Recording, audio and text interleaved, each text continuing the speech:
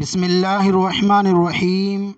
رسول اللہ صلی اللہ علیہ وسلم نے ارشاد فرمایا، قیامت کے دن سب سے افضل المراتب بندے وہ ہوں گے جو کثرت سے اللہ کا ذکر کرنے والے ہوں گے۔ رسول اللہ صلی اللہ علیہ وسلم نے ارشاد فرمایا، اللہ کا ذکر کرو، یہ تمہارے مطلوب کام میں مددگار ہے۔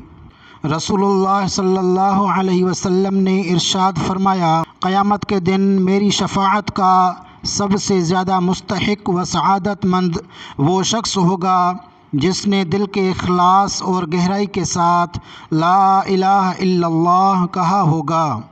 رسول اللہ صلی اللہ علیہ وسلم نے ارشاد فرمایا، مزمحل انداز میں اللہ کا ذکر کرو۔ صحابہ کرام کی طرف سے دریافت کیا گیا کہ اس کا کیا مطلب ہے؟